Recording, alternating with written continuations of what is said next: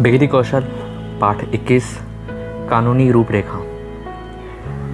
यदि आप ज़ोरदार भाषण करके सेल्स करने की कला से अवगत हैं, तब भी आपको ग्राहक से किसी भी तरह का वादा करते समय हमेशा कानूनी मुद्दों पर विचार करना चाहिए। चिल्का से लौटने के कुछ हफ्ते बाद एक शाम मेरी मुलाकात एरवन कॉर्पोरेट से हुई। बहुत ही मितव्ययी और अच्छे व्यवहार वाले एरवन ने अपने पूरे जीवन में कई कंपनियों को कानूनी सलाह दी है। जब हम पहली बार मिले थे तो मैंने उनसे उनके देश फ्रांस के बारे में पूछा था। मैं फ्रांस से नहीं हूँ, मैं क्रोएशिया में हूँ। क्या आप क्रोएशिया को जानते हैं? हाँ बिल्कुल, लेकिन आप नेपोलियन बोनापार्ट के बाद दूसरे क्रोएशियाई हैं जिन्होंने मैं जानता। उन्हें यह जानकारी हुई कि मैं उनके देश के बारे में जानता हूँ और यहीं से हमारी दोस्ती की शुरुआत हुई। जब हम उस दिन शाम को मिले तो वे बहुत व्यस्त थे। दरअसल उनके मस्तिष्क में कई तरह के विचार चल रहे थे। जब मैं उनके पास पहुंचा और कारण पूछा तो उन्होंने अपना दुख व्यक्त किया। एरवन की कंपनी ने एक अमेरिकी कंपनी के साथ बहुत अच्छे व्यापारिक संबंध थे। पिछले साल इसी कंपनी के साथ एरवन की कंपनी का टर्नओवर 130 करोड़ रुपए था। पिछले हफ्ते ही इस अमेरिकी कंपनी ने एरवन की कंपनी के साथ एक नया डील किया था जिसकी कीमत और भी अधिक थी। लेकिन अभी 2 दिन पहले ही सेल्स टीम और मैनेजर आया कि उन्होंने कॉन्ट्रैक्ट कैंसिल कर दिया है। यह बात एरवन कंपनी के लिए धक्कादायक घटना थी। लेकिन उन्होंने ऐसा क्यों किया? इतना बड़ा कॉन्ट्रैक्ट उन्होंने अचानक रद्द कैसे किया? उन्होंने प्रपोज़ल में 2 त्रुटियां मिली। पहली, प्रपोज़ल बनाने वाले व्यक्ति ने किसी और की वेबसाइट से 2 फुट पैराग्राफ कट पेस्ट कर प्रपोज में डाल दिए थे, जबकि यह वेबसाइट उनकी नहीं थी। दूसरे, उन्होंने किसी महत्वपूर्ण व्यक्ति के शब्दों का इस्तेमाल प्रपोज़ल में किया और इस व्यक्ति को इसके लिए धन्यवाद भी नहीं दिया था। लेकिन इससे बचा जा सकता था। क्या इससे बचने के लिए सावधान रहने की ज़रूरत है? कितने ही लोगों को अनुबंधों के कानूनी पहलुओं के बारे में भी गंभीरता की जानकारी ही नहीं होती। आप ग्राहकों के लिए जो कुछ भी करते हैं वह किराए के आधार पर करते हैं। भले ही आप उनकी जानकारी, उनके ज्ञान या उनकी बौद्धिक संपदा का उपयोग करते हैं, उनके आधार पर योजना बनाते हैं या फिर इस पर काम करते हैं, लेकिन इसका अधिकार हमेशा ग्राहकों के पास ही रहता है। आप उस जानकारी का पुनः उपयोग नहीं कर सकते या फिर आप उस जानकारी को दूसरे को नहीं बेच सकते। जैसे जब कोई विज्ञान एजेंसी किसी कंपनी के लिए विज्ञापन बनाती है तो यह विज्ञापन उस कंपनी का होता है। वह विज्ञापन एजेंसी किसी अन्य विज्ञापन में उसी विज्ञापन या उसके हिस्से का दोबारा उपयोग नहीं कर सकती।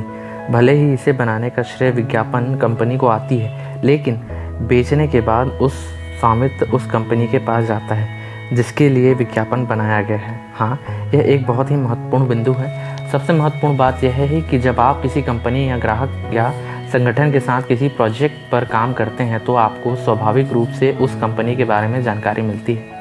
यह जानकारी 2 प्रकार की होती है। पहली, जिसे हम सामान्य जानकारी कह सकते हैं। दूसरे प्रकार की जानकारी वह है जो कंपनी के लिए अत्यधिक गोपनीय होती है, जिसमें उनकी योजनाएं, प्रतिक्रियाएं और भविष्य में रोजगार के अवसर शामिल हैं।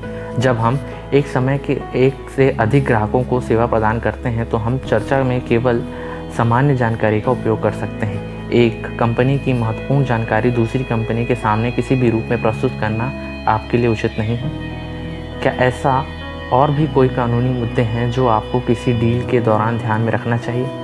मुझे सेल्समैन के बारे में कुछ भी चीज़ें पसंद नहीं हैं। उनमें से कुछ लोग कट एंड पेस्ट के विशेषज्ञ होते हैं। वे कंपनी के लोगों, उनके डेटा, उनकी जानकारी और उनके ग्राहकों के नाम का धड़ल्ले से उपयोग करते हैं। इतना ही नहीं, कुछ लोग तो उनकी वेबसाइट पर अंकित डेटा का इस्तेमाल भी करते हैं। भले ही यह डेटा या जानकारी जनता के लिए खुली हो, लेकिन उसका उपयोग केवल पढ़ने के लिए ही किया जाता है। इस जानकारी के उपयोग करने का अधिकार सिर्फ उसके स्वामित्व की कंपनी के पास ही होता है। जब आप गूगल पर कुछ खोजते हैं तो आपकी स्क्रीन पर जो दिखाई देता है वह आपके द्वारा की हुई खोज नहीं है। अधिकांश लोग इस बात को मानते ही नहीं हैं कि उन्हें इस बात का एहसास ही नहीं होता कि किसी चीज़ को खोजते समय जो चार्ट, चित्र और ग्राफ आपको दिखते हैं, उन्हें उपयोग करने का आपको कोई अधिकार नहीं है। जब कोई सेल्समैन किसी चित्र, ग्राफ या सूचना का उपयोग करता है तो उसके संदर्भ में जानकारी देना भी बंधनकारी लगता है कि वह कहाँ से आया है। कुछ सेल्समैन इसके भी आगे जाकर काम करते हैं। वे किसी वर्कशॉप में जाते हैं और वर्कशॉप के अंत में प्राप्त होने वाले नोट्स या उपयोग अपने नाम से करते हैं। मैंने ऐसी चीज़ों को होते हुए देखा है। और आप उन लोगों के बारे में क्या सोचते हैं जो ऑर्डर प्राप्त करने के लिए बड़ी बड़ी डींगें हाँकते हैं और फिजूल आश्वासन देते हैं? मैंने एरवन से पूछा। मैंने खुद कुछ लोगों को यह कहते सुना है कि हम इस क्षेत्र में सबसे अच्छी कंपनी है और अन्य कोई भी हमारे जैसा उत्पाद नहीं बनाता है। वह आगे यह भी कहते हैं कि हमारी तरह समय पर और सस्ते दाम के सामान पहुंचाने की क्षमता अन्य किसी में नहीं है। दरअसल इसमें से कुछ भी सच नहीं होता और उनके पास माल के समय पहुंचने की कोई संभावना नहीं होती। मैंने अक्सर लोगों को इस प्रकार के बड़े बड़े वादे करते देखा है। वह अक्सर अपने भाषणों, ईमेलों और प्रपोजल में भी ऐसी बातें का जिक्र करते हैं। कुछ लोग हमेशा सोचते हैं कि आकर्षक बात करने के डील करना एक अच्छी कला है, लेकिन अगर प्रपोजल को गलत तरीके से पेश किया जाता है या फिर गलत आश्वासन दिया जाता है तो इसका जवाब अदालत में देना होगा। इस बात का उन्हें अंदाज़ा भी नहीं होता। मैं कुर्सी से लगभग नीचे गिर ही गया था।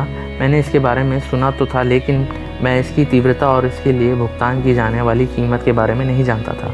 फिर भी यह कहना होगा कि यह सस्ते में निपट गया, क्योंकि BSKB ने करीब 5,000 करोड़ रुपए के नुकसान का दावा किया था।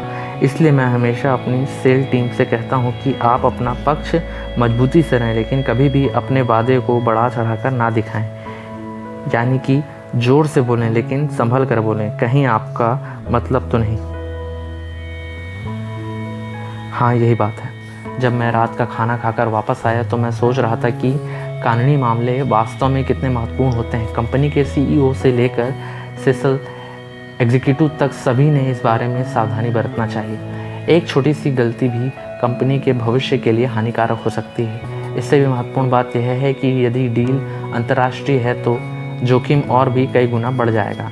एक बात तो मुझे अच्छी तरह से पता चल गई कि कंपनी को दिवालिया होने से बचने के लिए बाद में कानूनी सलाह देने की तुलना में कोई भी डील करने से पहले कानूनी सलाह लेना हमेशा बेहतर होता है।